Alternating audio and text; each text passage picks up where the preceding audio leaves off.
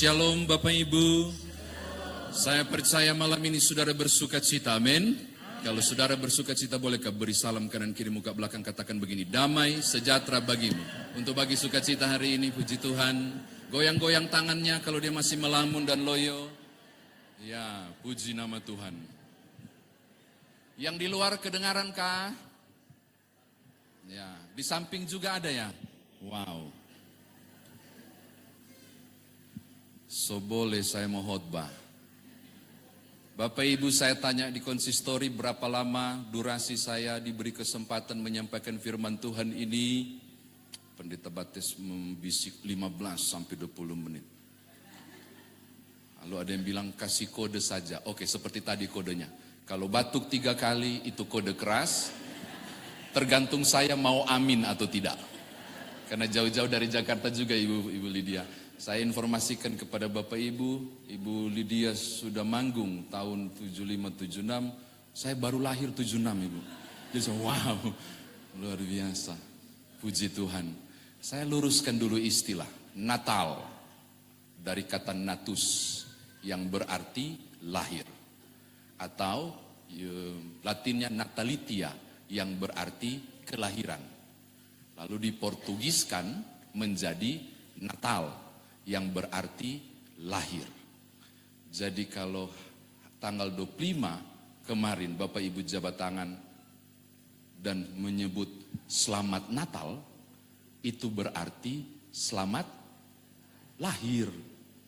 Sopo yang lahir? Kemarin saya bilang ke jemaat ada banyak banget dari tanggal 24, 25, 26 di gereja. Salam, Pendeta Nyoman, selamat Natal. Tidak, dalam nama Yesus Kristus. Saya lahir 29 Januari.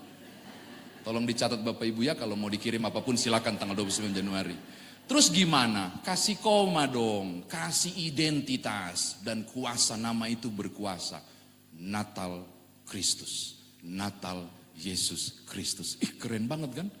Kalau pakai nama. Makanya tadi saya baca tentang ibadah, perayaan Natal Jemaat GPIB Sejahtera Bandung. Oh, Sejahtera Bandung lahir hari ini. Enggak dong, perayaan Natal Kristus GPIB Jemaat Sejahtera Bandung. Kiranya tahun depan kita semua bertobat dengan istilah. Tapi whatever Bapak Ibu sudahlah. Dari dulu kita udah tahu kok Natal itu berarti kelahiran Yesus Kristus kan. Terserahlah Bapak Ibu mau pakai atau tidak. Tapi kalau tanya ke saya senang banget supaya nama itu dibaca orang. Taruh di depan gereja, panitia Natal. Tapi coba taruh di depan situ, panitia Natal Yesus Kristus. Yang lewat, peristiwa Natal Yesus Kristus. Kalau Tuhan jamah disebut namanya. Terjadi yang luar biasa disebutkan tadi. Oke, ini yang pertama. Yang kedua, tahukah saudara tentang gembala?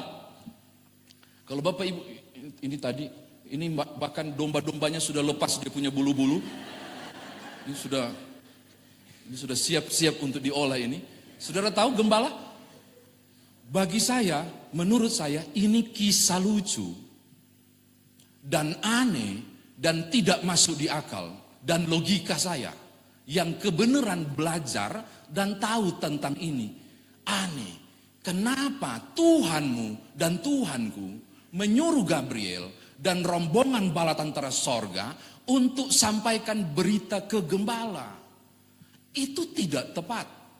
Kiranya Tuhan Yesus mengampuniku, saya meralat. Enggak tepat. Tidak tepat memilih gembala sebagai informasi pertama peristiwa kelahiran Kristus. Kenapa Bapak Ibu? Gembala itu kelompok kelas 2. Mati hidupnya itu di Efrata. Dan bukan cuma itu. Bukan cuma strata sosial mereka yang rendah. Tapi tiap perkataan mereka tidak bisa dipegang. Kata lain, gembala itu, ada orang Makassar nggak sih? Pambote. Pembohong besar. Kalau saya berbohong di tanah Yahudi dan bicara bla bla bla, mulutmu kayak mulut gembala. Itu sudah dicap seperti itu. Gembala itu mulutnya tidak bisa dipegang. Maka siapapun yang berbohong akan dijuluki mulut gembala, mulut gembala. Masuk di akal enggak? Ketika Tuhanmu dan Tuhanku lahir, Sang Halik semesta memilih pemberita pertama untuk disampaikan kepada gembala. Maka saya bilang aneh. Gak masuk di akal. Mestinya datang ke Herodes.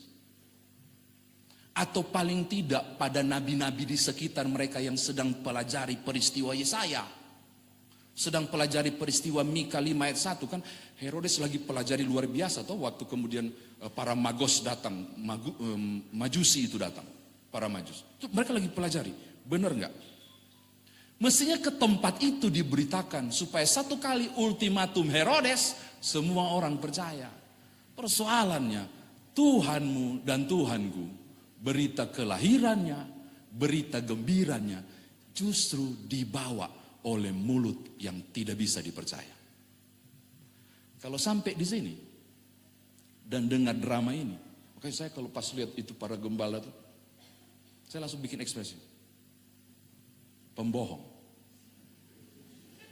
Pembohong lagi tampil. Maaf saya sebelum gitu. Tapi tahukah saudara? Tuhan tidak memilih yang besar untuk perkara besar itu. Tapi justru memilih yang bukan siapa-siapa dan tidak dianggap. Dan saudara tahu? Waktu gembala datang di tempat Tuhan Yesus lahir. Apa yang dia sampaikan, nanti tolong baca sampai akhir ya. Kalimat itu luar biasa.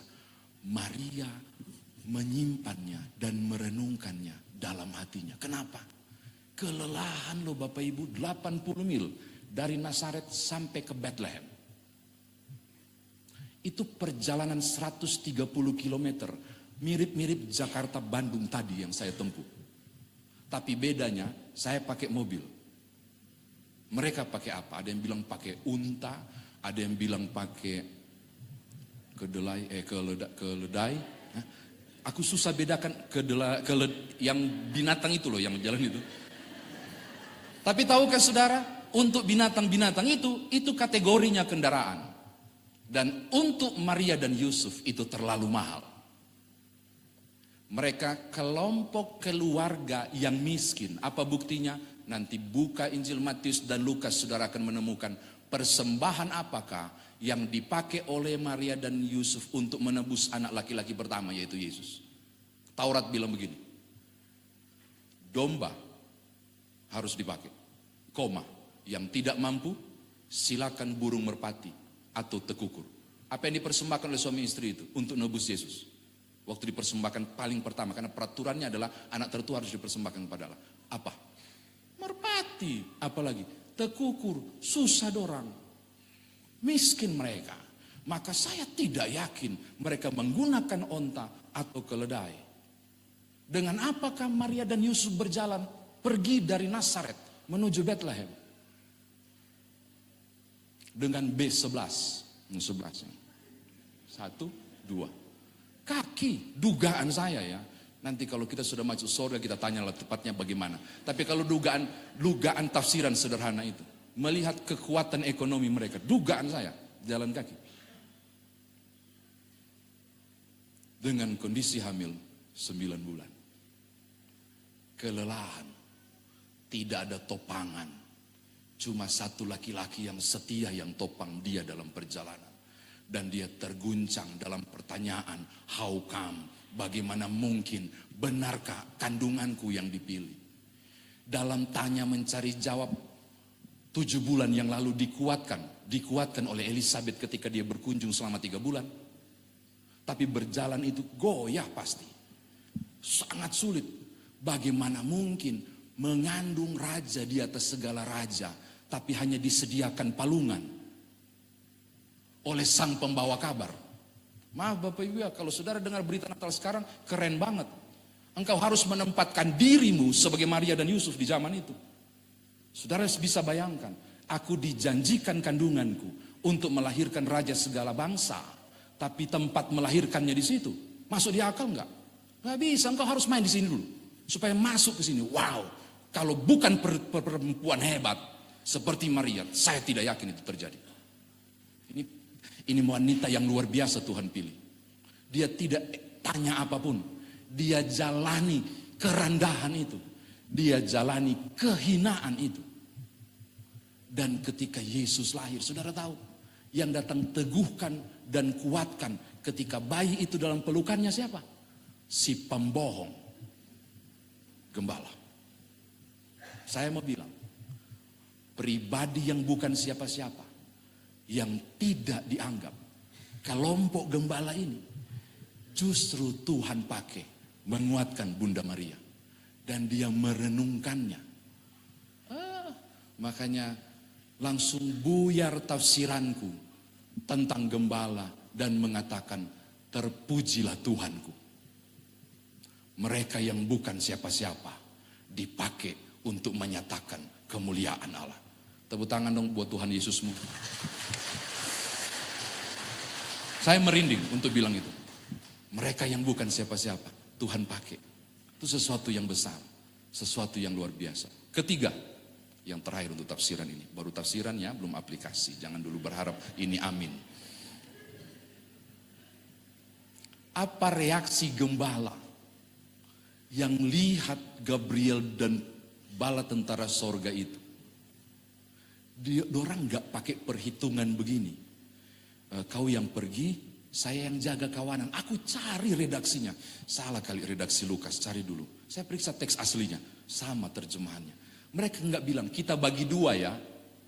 Lu jaga, gua yang berangkat. Enggak, marilah kita pergi ke sana. Untuk melihat sebagaimana yang dikatakan oleh para malaikat. Tinggalkan Efrata, rombongan berangkat tanpa bertanya, benar nggak? Enggak, langsung berangkat dan tuju.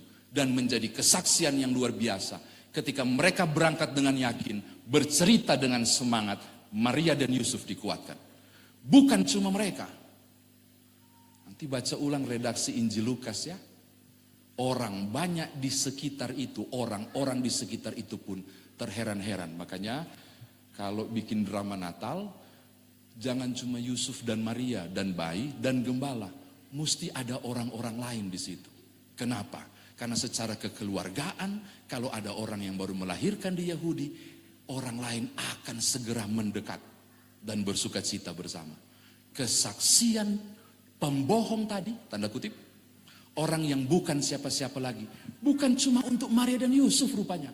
Perkataan mereka didengar dan ditangkap oleh orang-orang Bethlehem yang berkerumun di sekitar pusat kelahiran. Saudara bisa bayangkan, kalau gembala tidak berangkat. Saudara bisa bayangkan kalau dorang kepala angin dan tidak pergi. Maka berita Natal Kristus itu cuma 2 orang yang ngomong pasti diragukan. Tapi karena gembala datang meneguhkan, orang lain langsung dengar. Berita itu menyebar luar biasa. Saya mau katakan hal ketiga ini penting.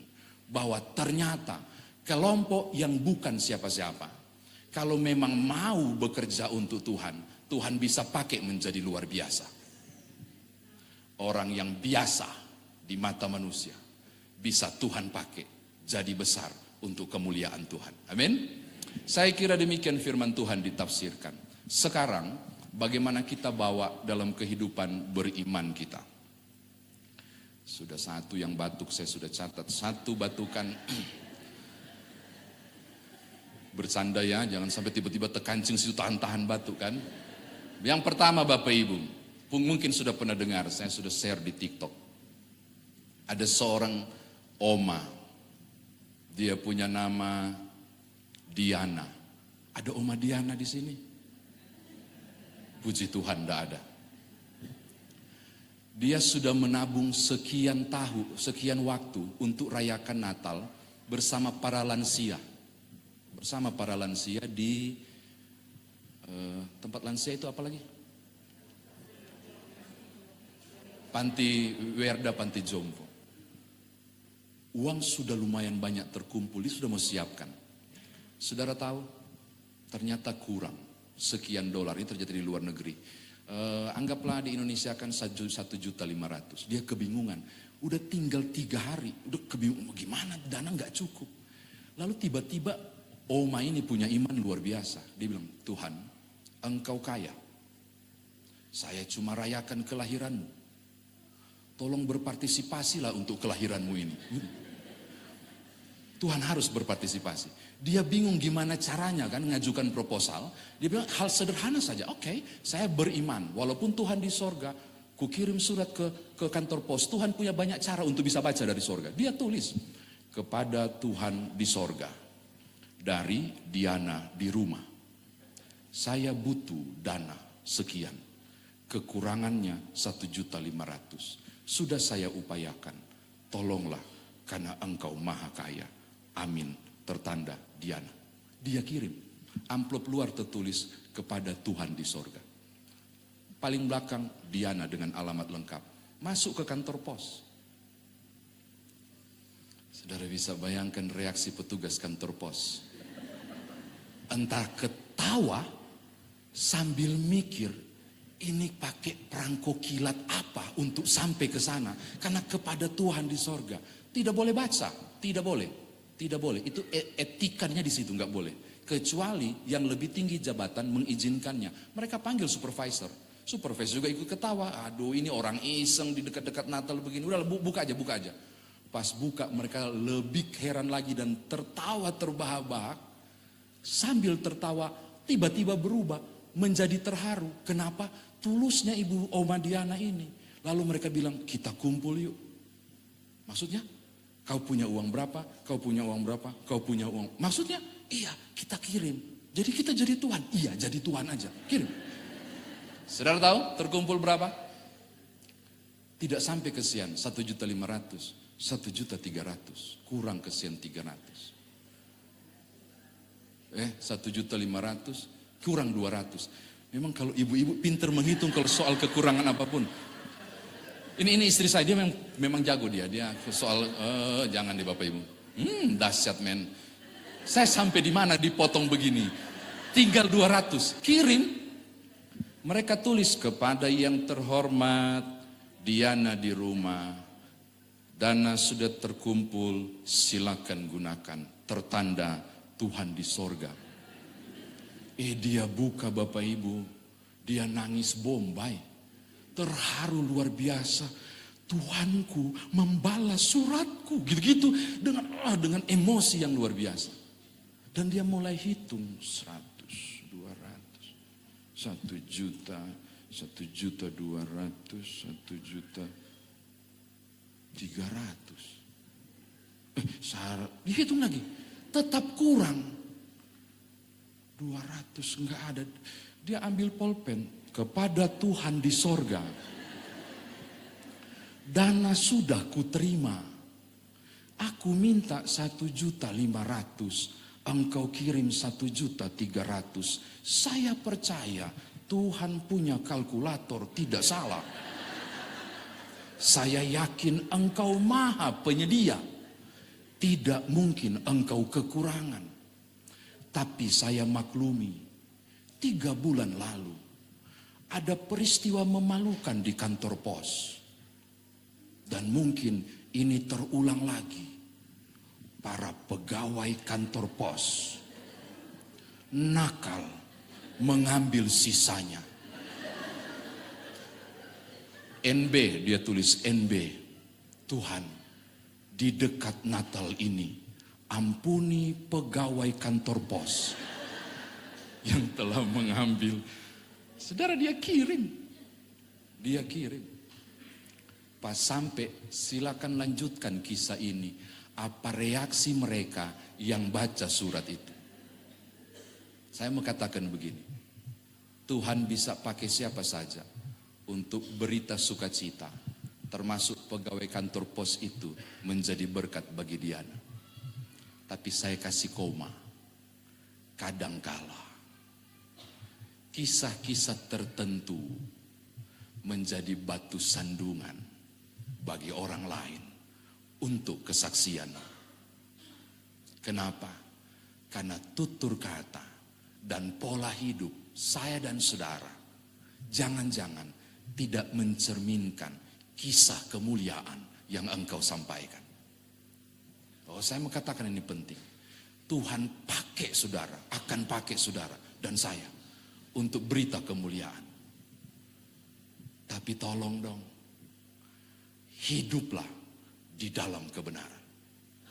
Jadilah surat Kristus yang terbuka. Perilaku yang benar.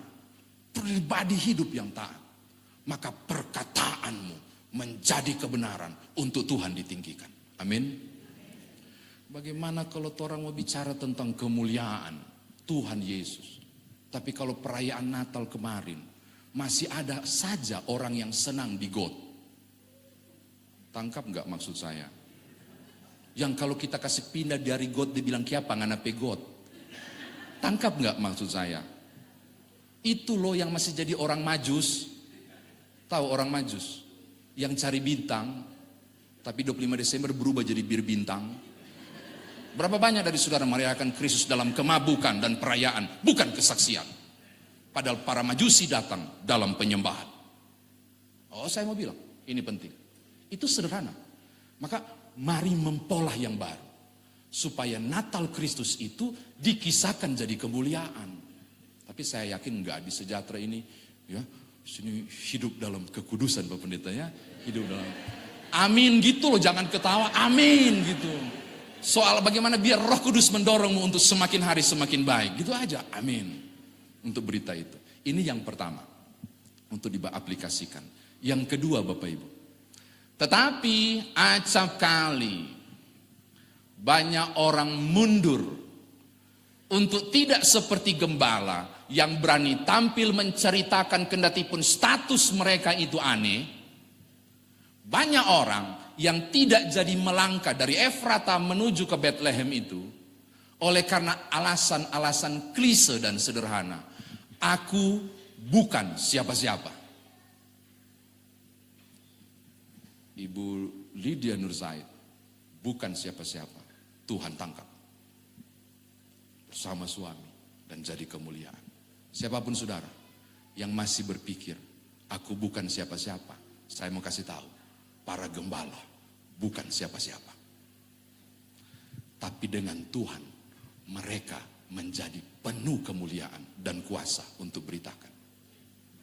Berapa banyak orang kemarin, tahun berapa Pak Pendeta, orang diaken penatua dipilih? 2022 kemarin ya. Ada berapa orang? Berapa orang diaken penatua yang terpilih? 53. Berapa sebenarnya bakal calonnya yang mengundurkan diri? Karena aku bukan siapa-siapa. Pendeta saya masih terlalu sibuk. Nya ada waktu. Nanti Jo, ada yang lebih bagus. Ibu Lydia, bapak saya Bali, mama saya Sangir. Lahir besar Manado, makanya nggak bisa hilang logat Manado ini. Jadi susah. Saya bukan siapa-siapa. Oh, saya mau kasih tahu saudara. Panggilan ini milik siapapun yang mau merendah untuk jadi kemuliaan Allah. Satu kali, ini juga ilustrasi, bukan kisah nyata. Sudah pernah dengar pasti. Di TikTok saya sudah share juga. Ada follow saya enggak? Untuk Tuhan dan kemuliaannya, ada pesta anggur. Pesta panen anggur, bukan pesta anggur, pesta panen anggur. Gereja terlibat di dalam, itu sudah pasti bukan Indonesia ya, pesta panen anggur di luar negeri. Gereja selalu punya tradisi begini, jangan pernah memproduksi banyak dan memanennya banyak sebelum dibawa ke gereja untuk angkat hati ke Tuhan. Jadi buah anggur itu diolah luar biasa. Ketentuannya begini, masing-masing orang punya kewajiban untuk membawa air produksinya, itu 5 liter. Ditampung di tong yang sangat besar. Hari hanya tiba, ada seorang bapak berpikir begini, Mah, 5 liter hasil panen ini yang sudah kita olah, kalau kasih ke gereja, lebih bermanfaat kalau kita jual. Hah, nganape pikiran le. Terus orang bilang apa kalau kita nggak bawa? Gampang, bungkus dengan plastik hitam, gak kelihatan, isi air saja. Isi air saja. Sepakat mereka Bapak Ibu. Di hari H, Bapak itu datang menaruhnya sebagai tanda ucapan syukur. Di sini ada kepala desa, pendeta, selesai ibadah, amin, amin, amin, penyembahan selesai, pujian selesai, ucapan syukur. Biasa begitu kan? Selalu pendeta yang duluan menikmati apa yang disajikan. Di GPIB juga begitu toh. Ada Brenebon, pendeta duluan. Makanya asam urat duluan. Kolesterol duluan dan seterusnya. Nah, sudah disajikan. Kepala desa duluan, pas buka dia dengan senyum. Baru mulai minum, mencicipi hasil panen itu. Penuh sukacita loh dia teguk. Pas sampai palida di lidahnya berubah dia. Dia senggol ke pendeta. Tawar. Pendeta bilang, masa sih? Dia coba. Iyo, tawar. Dia senggol begini. Langsung begini-gini itu pendeta. Ada dosa apa di jemaat ini? 2000 tahun yang lalu, mujizat terjadi. Air jadi anggur. Di kampung ini, anggur jadi air. Oh Tuhan, ada apa ini? Dipergumul luar biasa. Saudara tahu? Dia bikin rapat PHMZ, pelaksana harian majelis jemaat. Kebetulan gereja itu sejahtera, tapi bukan di Bandung, di luar negeri. Kumpul, kelompok 7 dikumpul. Saya kasih waktu tidak boleh lewat dari 7 hari. Buat penelitian tentang mujizat terbalik ini. Cari tahu apa penyebabnya. Oh, pendeta itu udah mulai doa puasa. Mulai khawatir. Ada tanda bencana apa di jemaat ini. Selidik punya selidik. Tidak sampai 7 hari Bapak Ibu. 7 gini ya. Tidak sampai 7 hari. 3 hari dorang sudah balik. Kelompok 9 dan sampaikan. Bapak Ibu tahu hasil survei mereka. Mereka laporkan. Bapak Ibu tahu apa yang terjadi? Menarik sekali. Ternyata ide satu kepala keluarga ini bawa air saja. Toh enggak ketahuan. Ternyata ide satu kampung. Kita bawa air saja. Kita bawa air saja. Kita bawa air saja. Yang masuk air bukan anggur. Pas dibuka memang air. Saudara bisa bayangkan. Kalau semua di Sejahtera ini ngomong begini. Pendeta Bates, jangan dulu saya. Orang lain dulu. Jangan libatkan dulu saya dalam pelayanan. Orang Tuhan, tunggulah, saya masih sibuk kerja. Mau jadi apa pelayanan Tuhan di gereja ini? Saya mau katakan, engkau dipanggil dengan stratos sosial apapun. Di tiap talenta yang tidak sama apapun. Bergeraklah sekarang dari Efrata menuju ke Bethlehem. Supaya kesaksianmu menjadi kegirangan bagi kemuliaan nama Tuhan. Amin. Saya mau tutup, ini betul terakhir, ini benar-benar terakhir sekali. Saya mau bilang begini, selamat Natal Kristus pada Bapak Ibu Saudara. Kalau engkau tiap hari mengirim berita baik seperti gembala, tiap hari engkau bersaksi tentang kemuliaan Tuhan, tiap hari engkau mengubah pola hidupmu dalam kebenaran, menurut saya, itu tanda-tanda Natal Kristus. Maka kalau tiap hari saudara girang untuk bersaksi, tiap hari saudara ubah terus hidup saudara dalam kebenaran. Bagi saya Natal Kristus bukan tanggal 25 Desember lagi. Tapi sudah terjadi tiap-tiap hari. Tiap-tiap hari ada cookies mantega. Tiap-tiap hari ada sukacita dan damai sejahtera. Maka selamat Natal Kristus. Umat Tuhan di GPIB Eklesia Sejahtera Bandung. Bukan itu tanggal 25 Desember. Selamat nikmati Natal Kristus. Tiap-tiap hari. Di palungan hatimu. Tempat bayi Kristus terlahir. Haleluya. Amin.